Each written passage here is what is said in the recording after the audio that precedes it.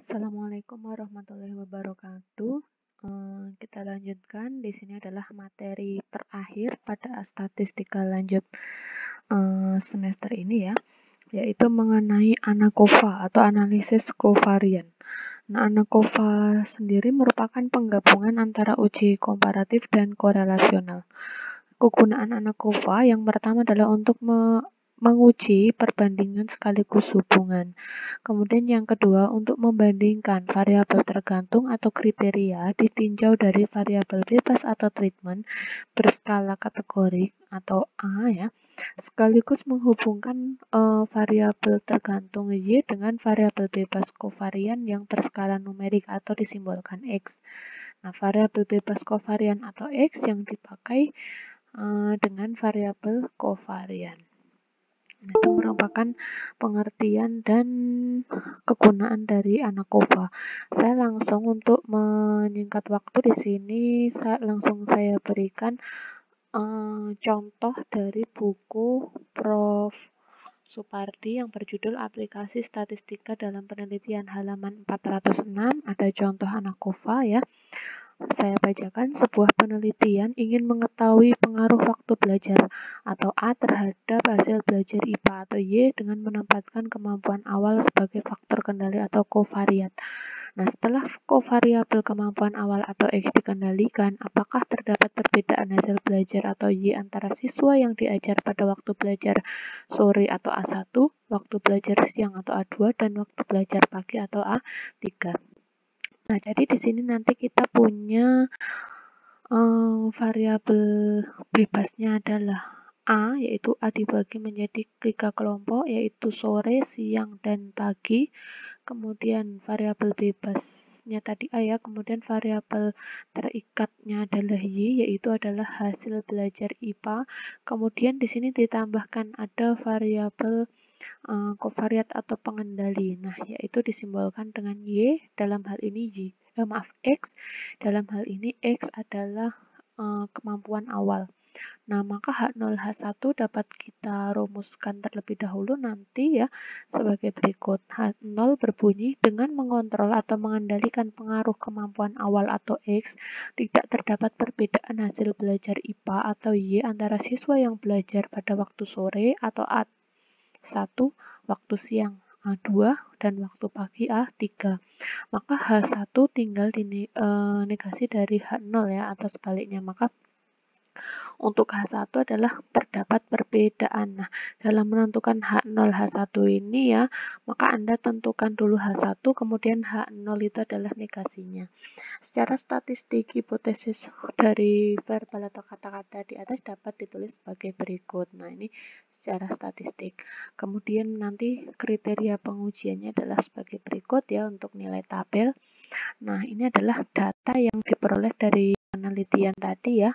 Nah, di sini ada 12 nomor responden. Di sini ada waktu belajar sore, siang, dan pagi.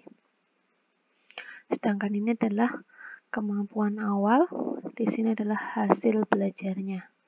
Jadi di sini adalah variabel bebas atau treatmentnya, yaitu waktu belajar. Di sini ada X1, X2, X3 itu adalah variabel bebas atau treatmentnya ya, yang kita X1, X2, dan X3 itu adalah merupakan kovariat ya, merupakan variabel pengendali. Kemudian Y1, Y2, Y3 adalah variabel terikat atau hasil belajarnya.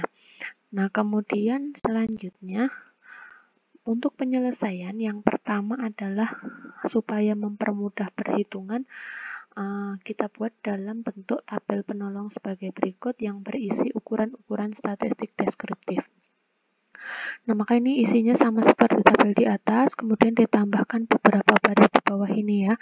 N besar adalah banyaknya sampel yang diambil. Maka ini totalnya ada 12, 11, 12. Kalau digabungkan, dijumlah hasilnya adalah seluruhnya 35. Sigma X besar dan sigma Y besar. Nah, ini diperoleh dari 10 tambah 10 tambah 11 tambah seterusnya sampai tambah 14 diperoleh 141. Untuk sigma Y-nya 9 tambah 8 tambah 9 dan seterusnya ditambah 12 terakhir, maka hasilnya adalah 116. Maka di sini 427 itu didapatkan dari untuk yang X 141 tambah 133 tambah 153 sama dengan 427. Kemudian Y-nya ya di sini 375 diperoleh dari 116 tambah 123 ditambah 136. Sigma X besar kuadrat, di sini ada sigma Y besar kuadrat, diperoleh dari mana? Nah, dari sini 10 kuadrat ditambah 10 kuadrat ditambah 11 kuadrat, seterusnya sampai 14 kuadrat, maka hasilnya adalah 1673. Untuk sigma Y kuadrat sama. Nah, maka di sini nanti adalah total dari sigma X kuadrat, di sini total dari sigma Y kuadrat. Nah, selanjutnya pada baris berikutnya sigma X kecil kuadrat dan sigma Y kecil kuadrat, rumusnya ada di bawah ya. Ini ada catatan, nanti bisa dicek sendiri hasil sigma X kuadrat untuk waktu belajar sore adalah 16,25, sigma Y kuadrat untuk waktu belajar sore adalah 12,67 dan seterusnya. Nah, selanjutnya sigma XY. Sigma XY diperoleh dari X kali Y kemudian dijumlahkan. Contoh 10 kali 9, 10 kali 8, 11 kali 9, dan seterusnya. Sampai dengan 14 kali 12. Kalau di total hasilnya adalah 1375. Kolom selanjutnya mengikuti. Maka kalau di total adalah 4612. X bar Y bar. Nah, maka diperoleh dari sigma X per N, sigma Y per N. Berarti di sini diperoleh 11,75 itu dari 141 per 12. Kemudian di sini 9,67 diperoleh dari 116 per 12. Nah, untuk kolom selanjutnya mengikuti. Nah, selanjutnya langkah kedua adalah menghitung jumlah kuadrat kovariabel X masing-masing sumber varian. Jadi yang kita hitung dulu untuk JKX, JKX sendiri ada total, JKXA, kemudian JKXD atau galatnya. Jadi kita hitung pada X terlebih dahulu, tinggal disubstitusikan, ya rumus sudah lengkap, disubstitusikan dari nilai-nilai tabel di atas. Nah, setelah itu selesai, maka selanjutnya adalah menghitung JK untuk variabel kriteria atau Y atau yang variabel terikatnya ya. Maka di variabel Y juga kita harus menghitung JKY total, JKYA, dan JKYD atau JKYG atau galatnya. Nah, selanjutnya langkah yang keempat adalah menghitung JP masing-masing sumber varian. Nah, pada JP ini berarti kita akan menghitung untuk gabungan XY. Nah, ada XYT, XYA, dan XYD atau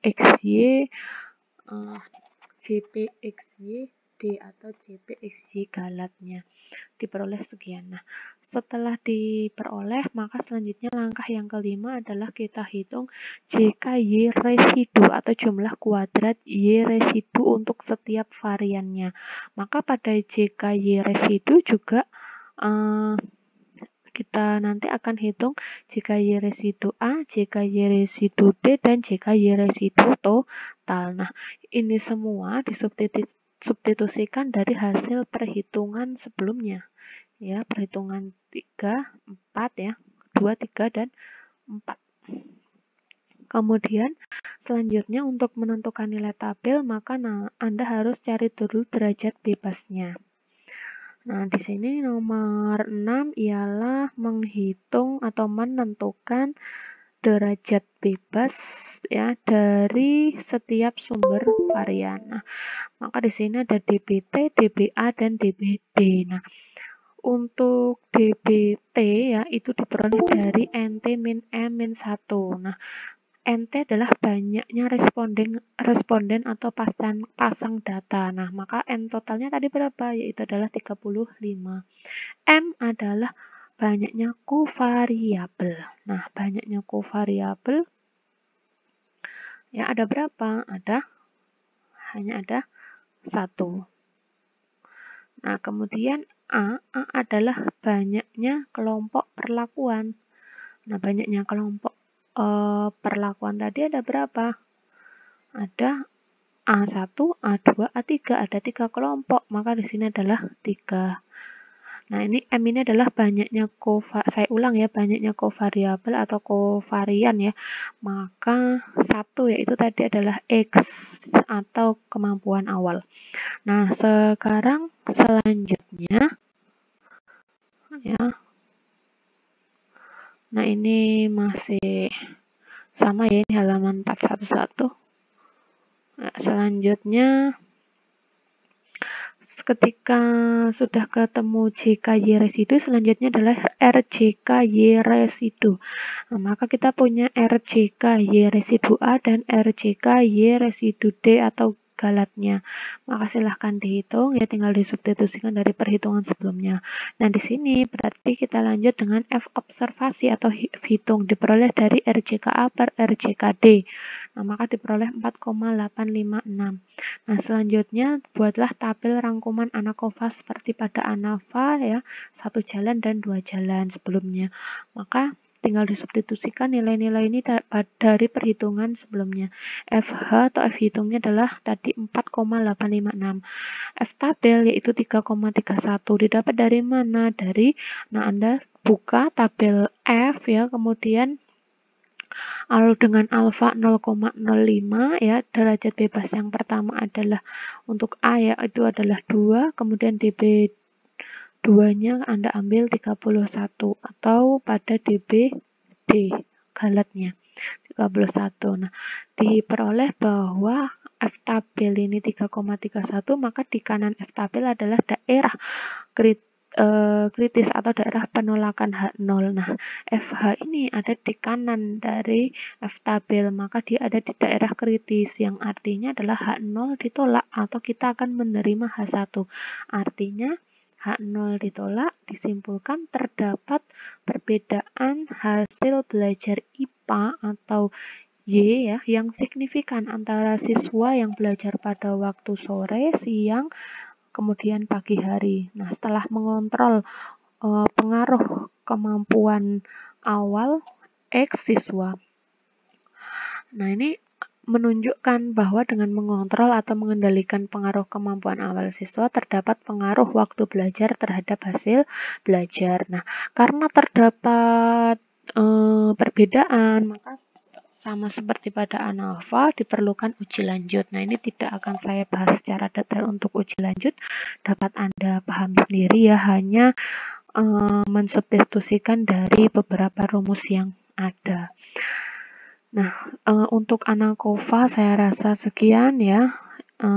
Saya ucapkan terima kasih atas perhatiannya. Semoga yang sedikit ini bermanfaat.